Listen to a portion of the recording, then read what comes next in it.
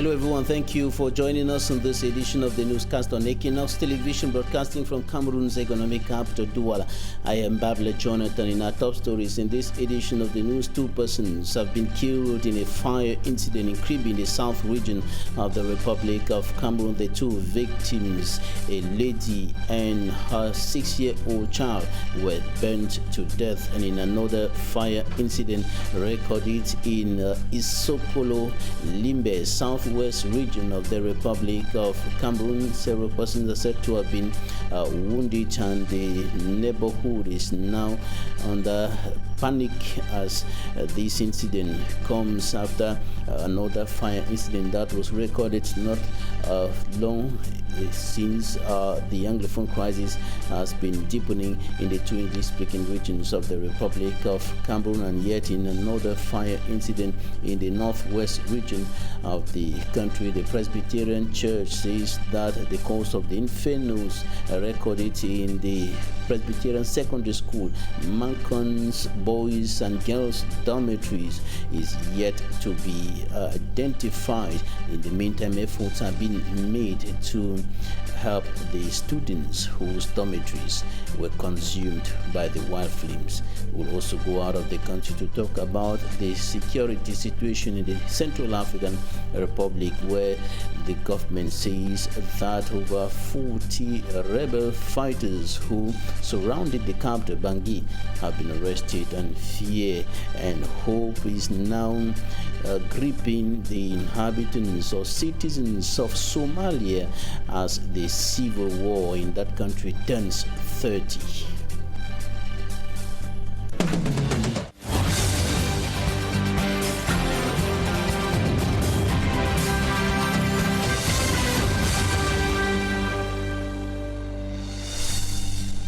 Two persons have died in a fire incident in Limbe in the southwest, or rather in Kribi in the south region of the Republic of Cameroon.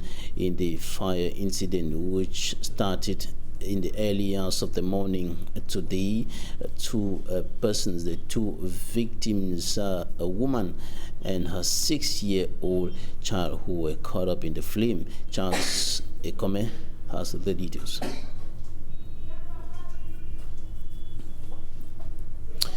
We'll be coming to that report in a short while. Time for us to go over to Limbe. Yet another fire incident recorded in Isokolo in the town of Limbe.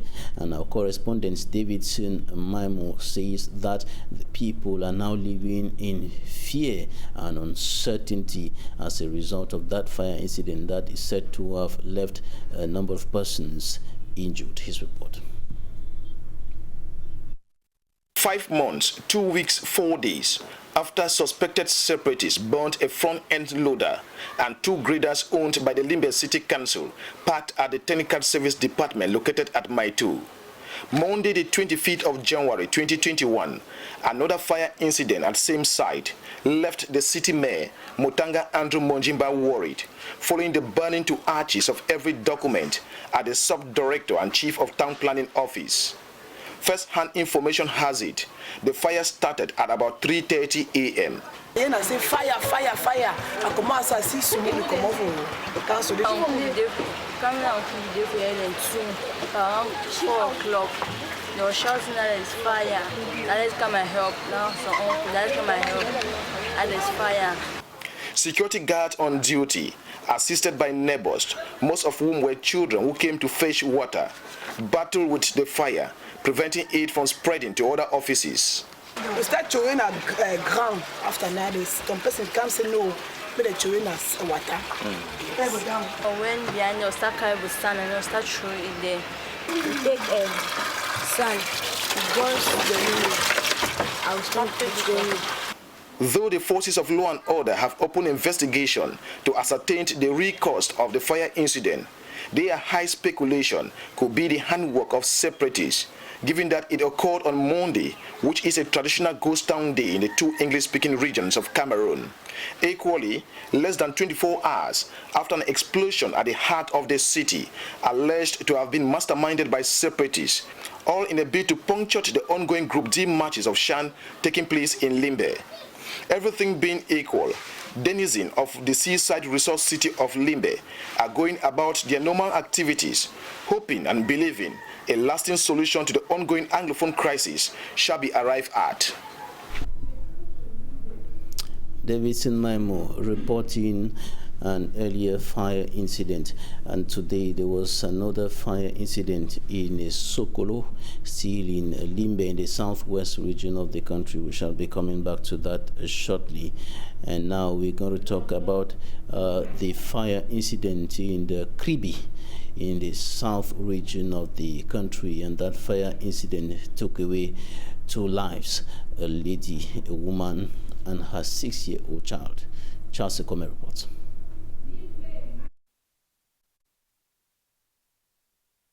All right, we'll be coming back to that shortly. Time for us to take the fire incident in Sokolo in Limbe. Davidson Maimo. Tuesday, the 26th of January 2021, Mukindi, also known as a Sokolo, in Limbe 2 subdivision. Life has returned to normalcy, with the people going about their normal activities unperturbed, following an explosion at about 11 p.m. on Monday the 25th around the Old Road Junction. Eyewitness account holds the loud sound from the blast left the people panic-stricken, with some persons alleged to have sustained serious injuries from the blast.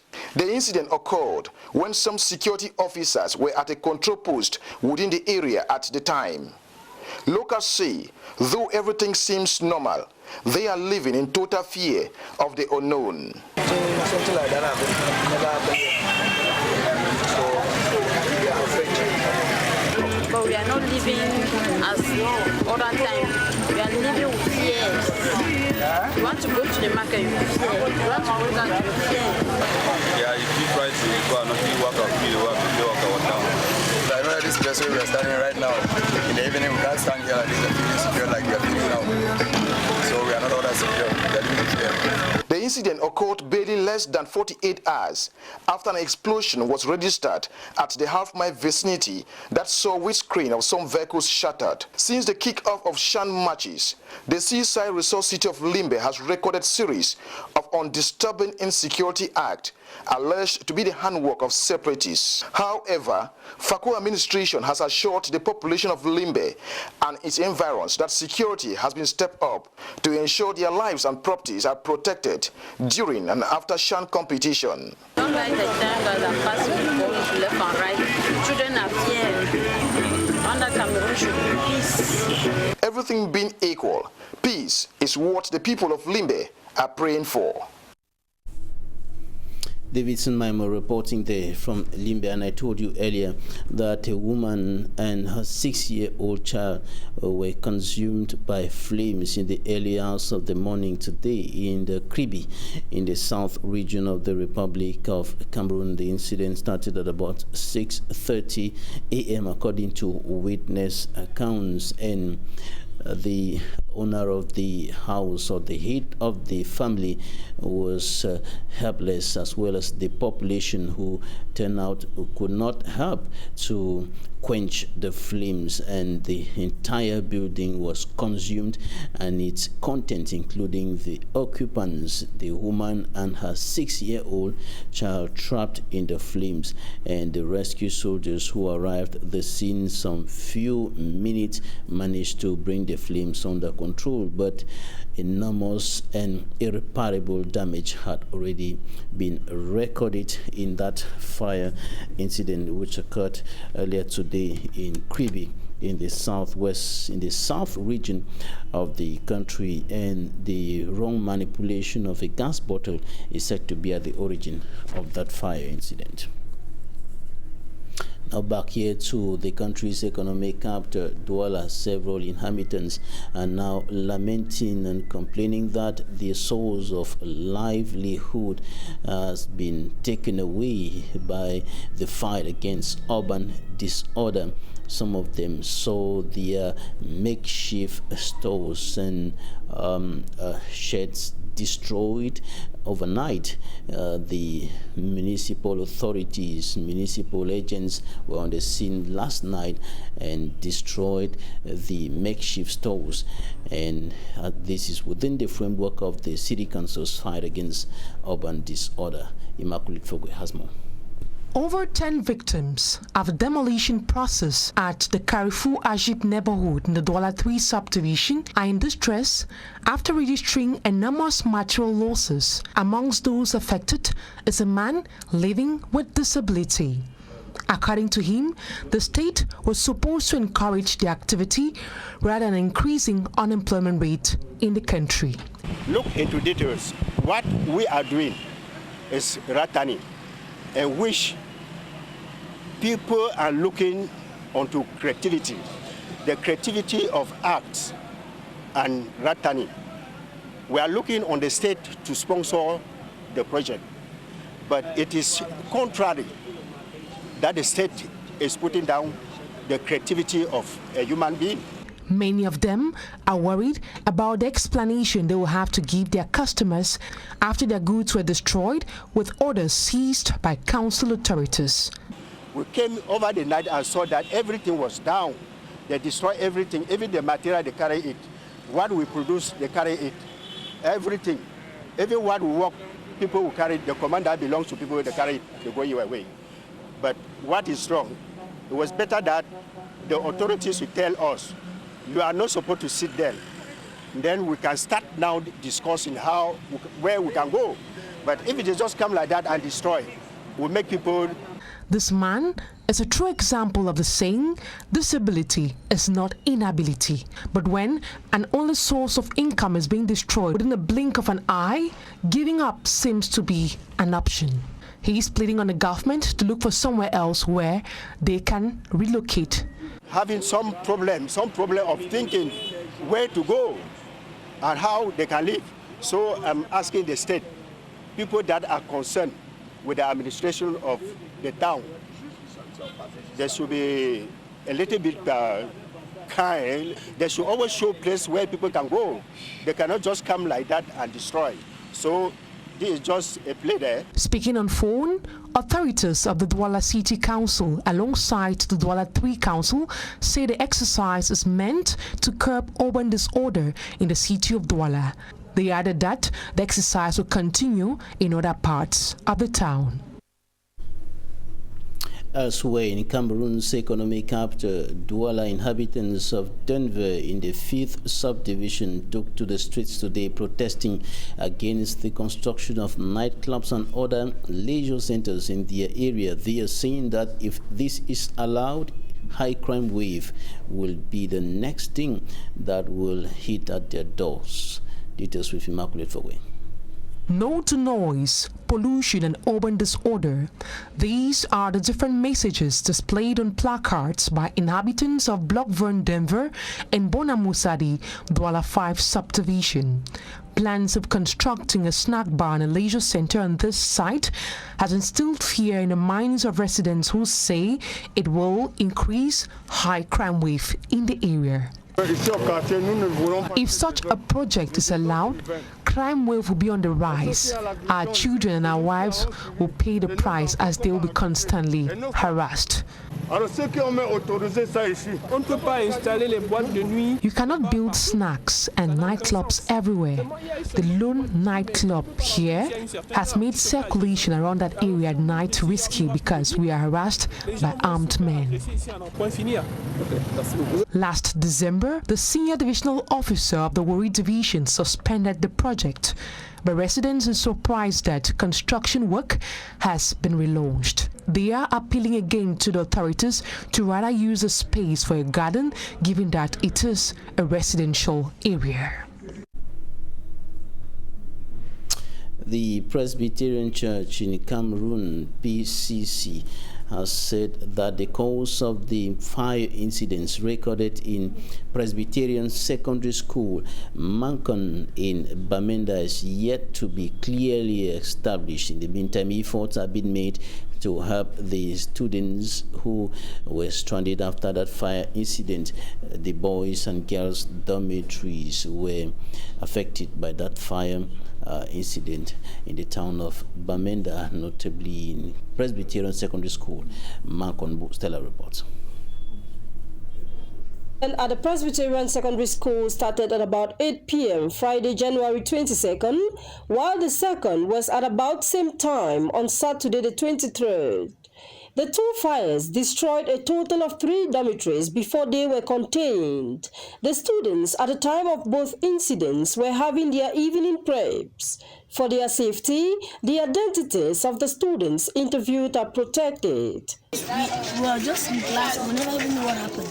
Once we looked through the window, we saw fire. We thought that was a reflecting that was burning. As soon as we get there, we discovered that it was Bafu dormitory. The white flames sent over 100 students displaced from their dormitories and ravaged the property of some of them. We started crying because of our things and how we're supposed to see the food. The proprietor of all Presbyterian Education Authority schools, the Right Reverend Funky Samuel, in a release dated January 24, 2021, states that the affected students have been relocated.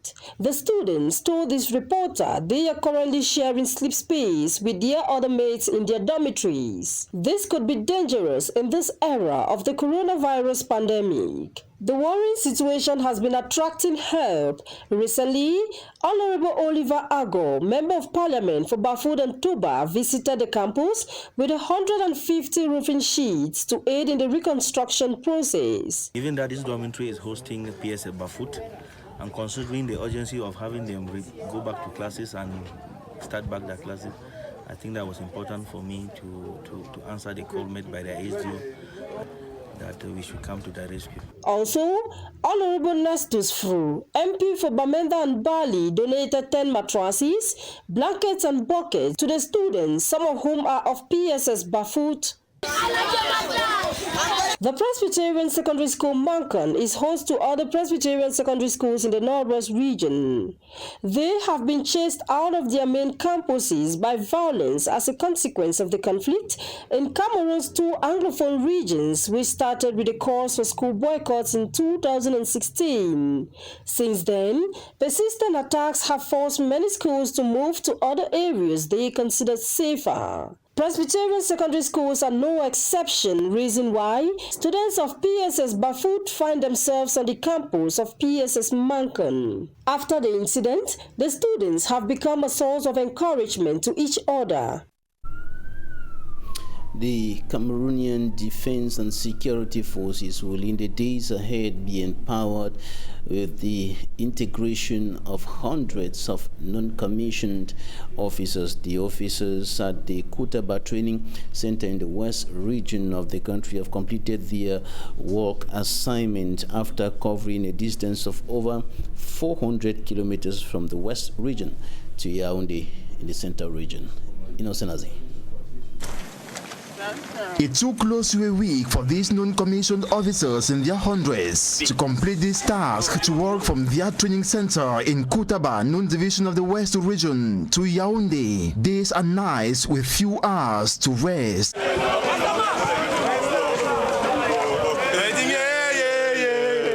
This implies covering a distance of over 400 kilometers with their necessities. Colonel Fumu Jacques, heads of the training center of non-commissioned officers in Kutaba, tells reporters the commando march comes to crown formation of these non-commissioned officers. Il s'agit d'une marche d'endurance qui clôture un peu la formation des élèves sous-officiers du contingent 2019.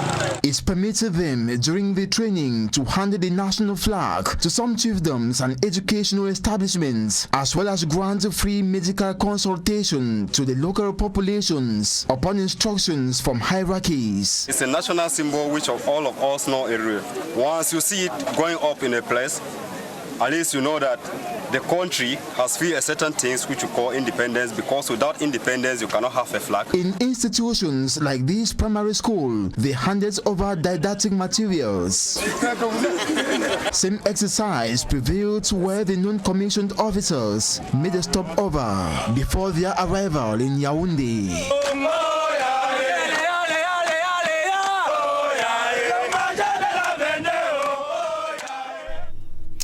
Out of Cameroon, officials in the Central African Republic say government troops have killed 44 rebel fighters who surrounded the capital Bangui in an attempt to overthrow the new administration. A government spokesperson told the French news agency that the soldiers had captured the village of Boda with the help of Russian paramilitaries. As of now, there is no independent confirmation of the government claim. It comes days after it declared a state of emergency to fight the rebels who control 2/3 of the country. The rebels are disputing the validity of President Faustin Archange Touadéra's re-election last month.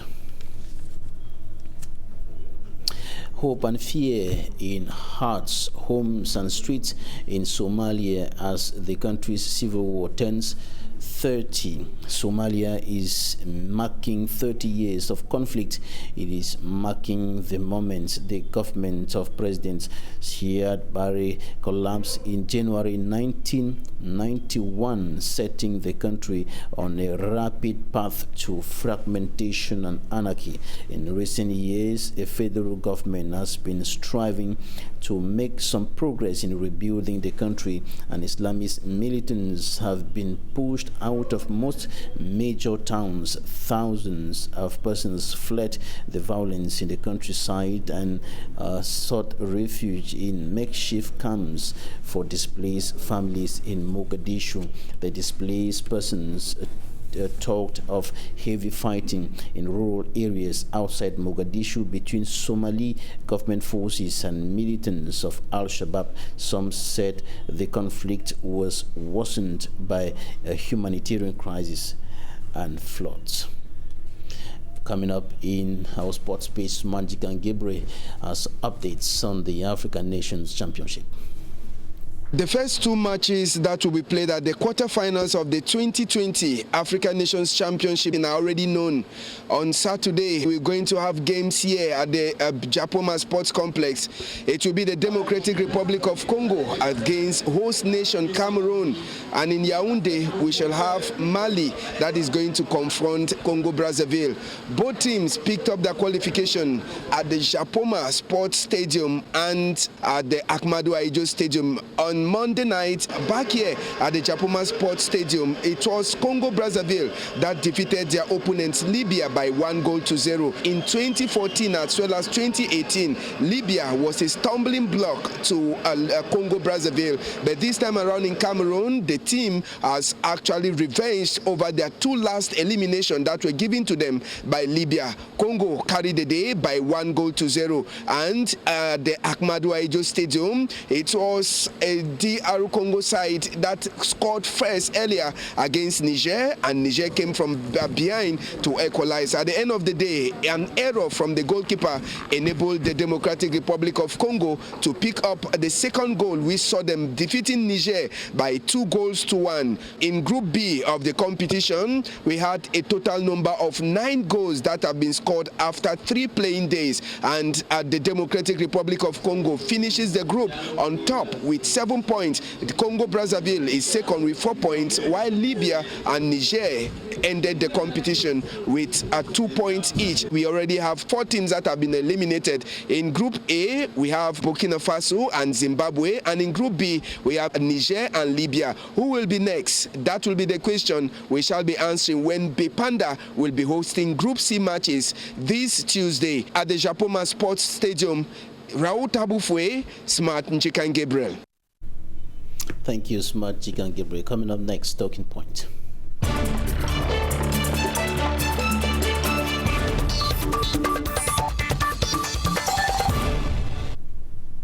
Thanks for staying with us in Talking Points. Today we are receiving the former mayor of Yambasi in the Kam Division, Littoral region of the Republic of Cameroon. He is the national president of the Republican Alliance political party. Thanks for joining us today.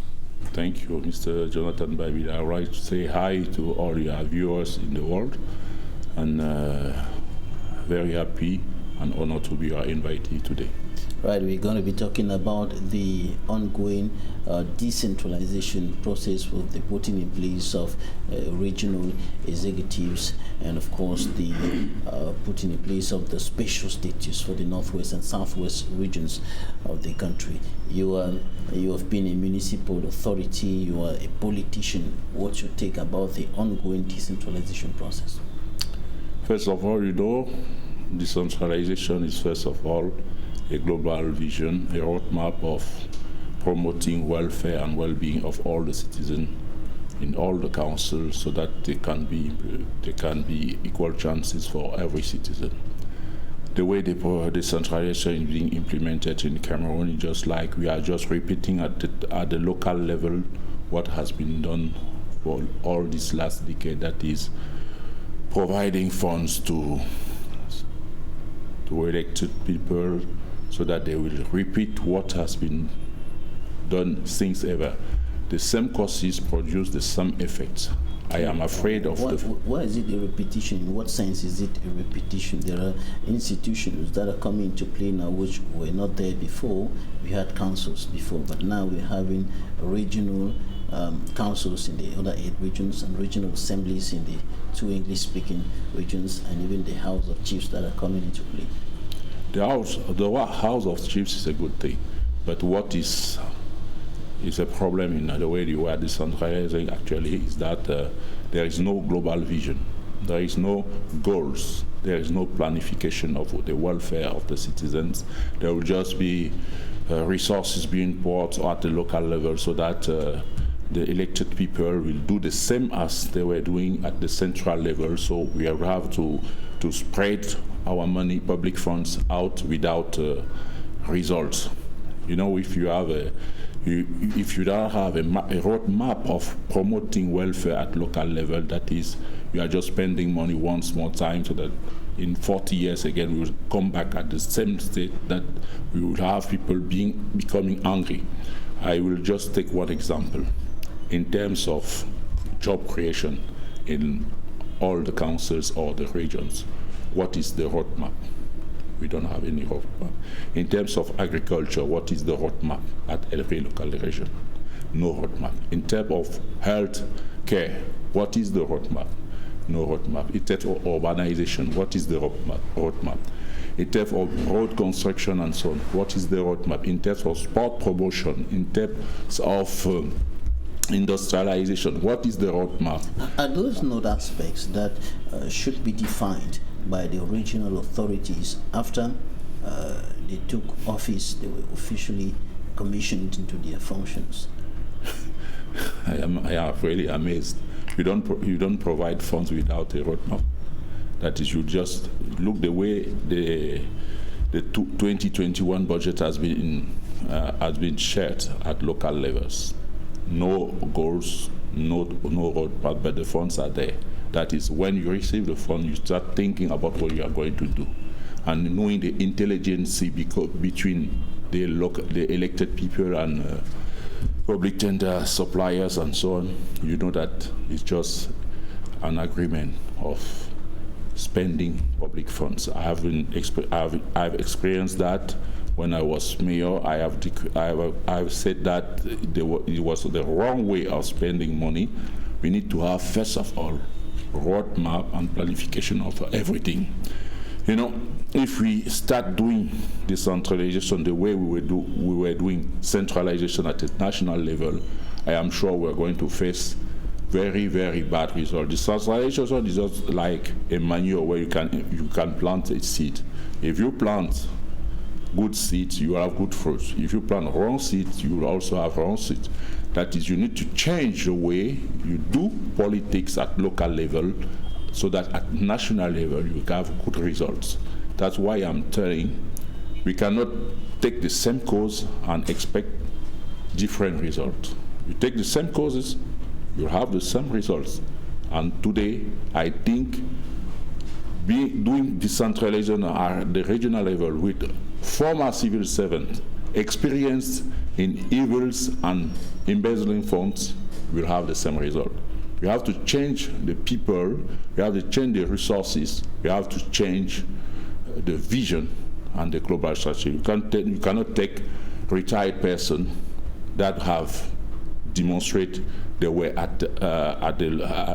they were serving the people with only one idea, becoming rich and richer all lifelong, to implement welfare and equal chances.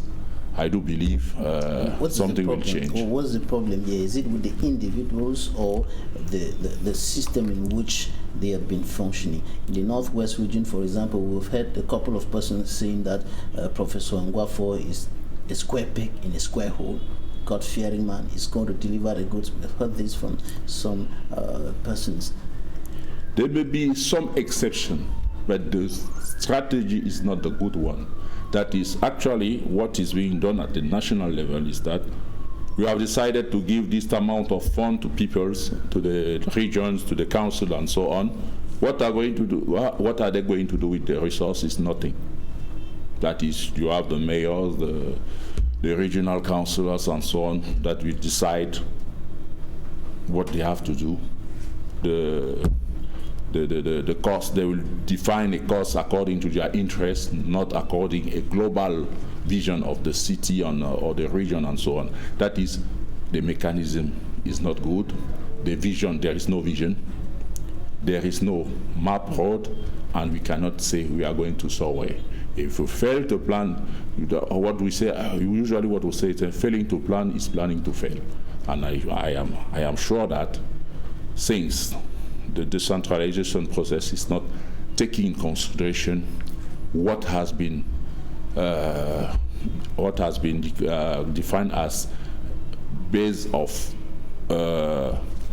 distracting funds, we are going to go in that same process, and we can see that it also started at the local level, that is in the councils, because every mayor will decide what he has to do, not what the global, the national implementation of welfare as defined initially.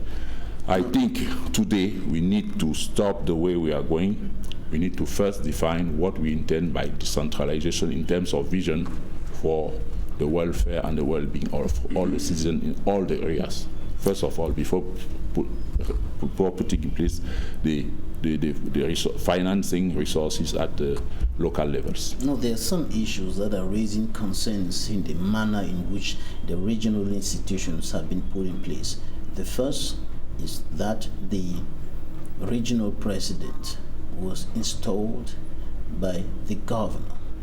The regional presidents were installed by the governors.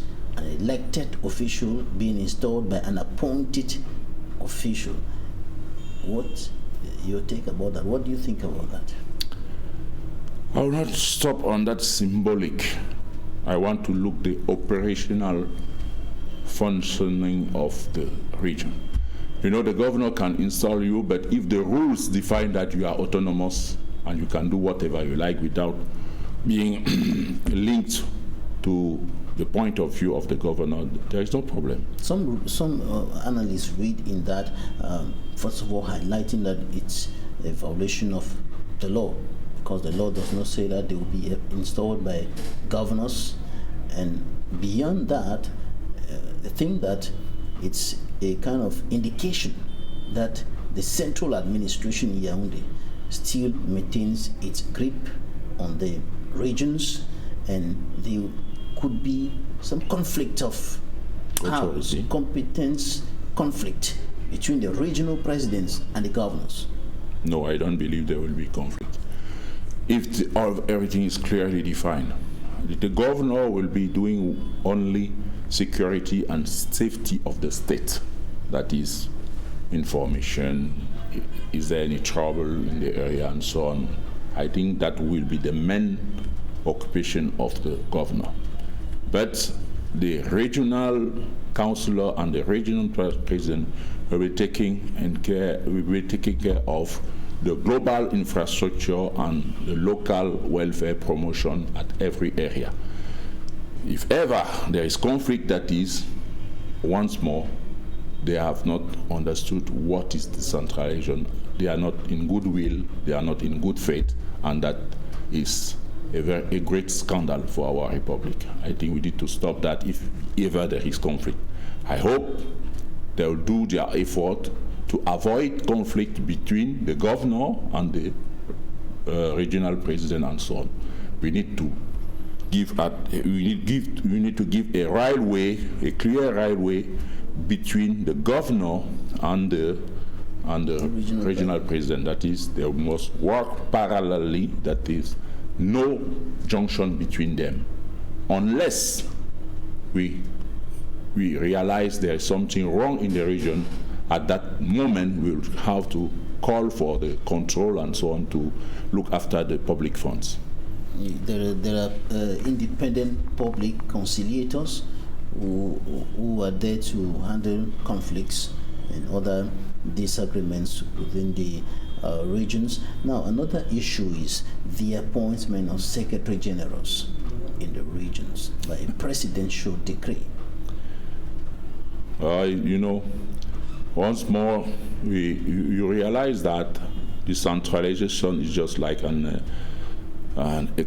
global constraint for the central administration. They were not prepared for that.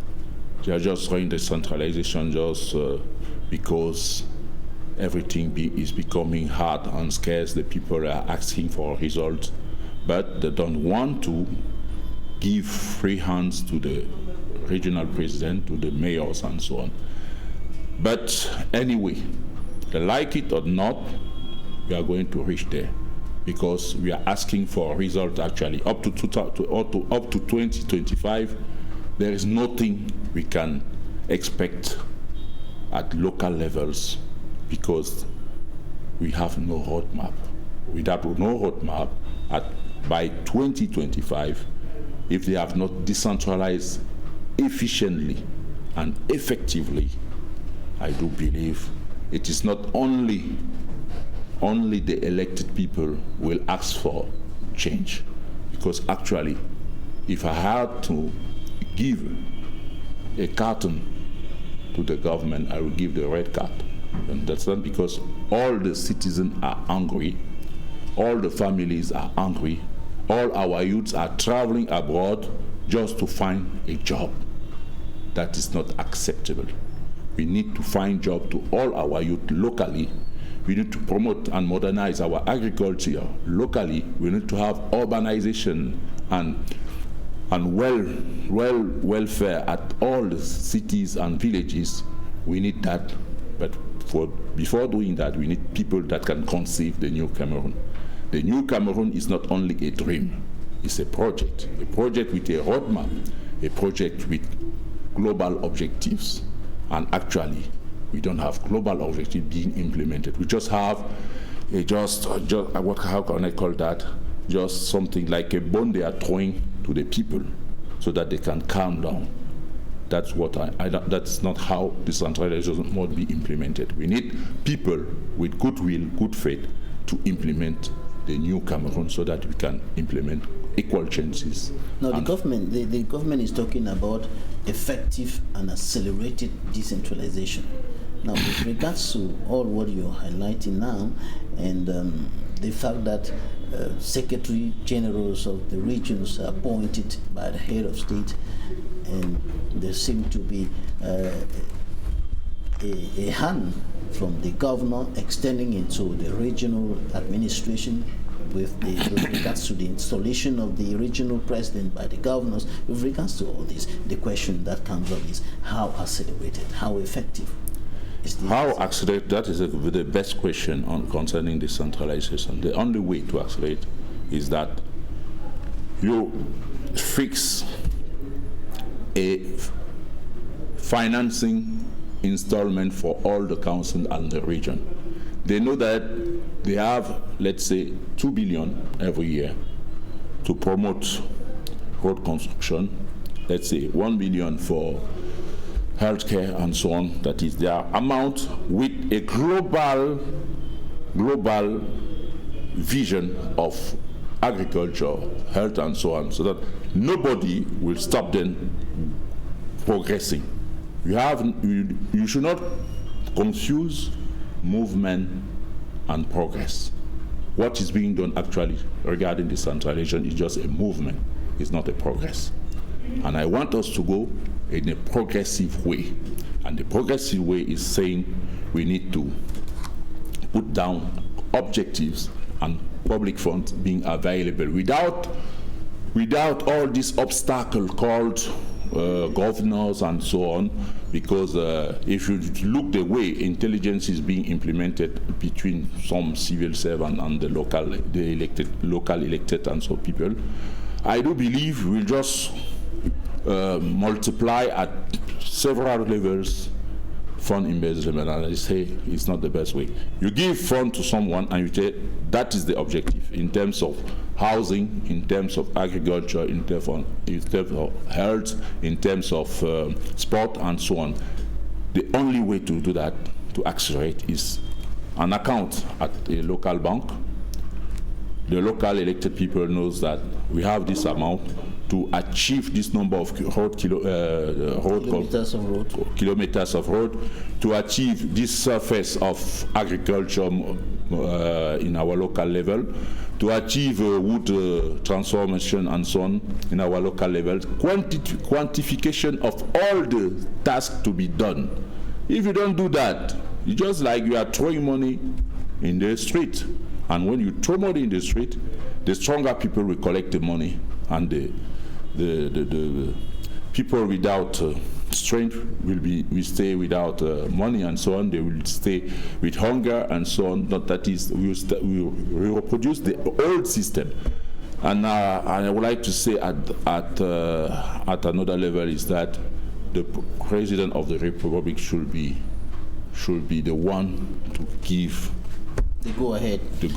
All right, we are wrapping up. Do you agree with those who think that there is no decentralization going on right now, and that even the special status in the Northwest and Southwest regions is nothing, it's not going to produce anything, it's empty? Regarding the cultural aspect and the discrimination that has been considered at the beginning, I think the special status will give specificities to those regions, and I think for our integration, global integration and unity process, it will be a progress at that way. But in terms of decentralization of the global vision and welfare, I say we are just in a movement, not in a progress. Jacques Mabula, former mayor of Yabasi in the Kam Division, Littoral region of Cameroon, and national president of Republican Alliance political party. Thank you for joining us today. Thank you, Jonathan. Thanks, ladies and gentlemen, for staying with us. That will be it for this edition of the 6 p.m. primetime newscast on Equinoxe Television. Coming up next, Equinoxe.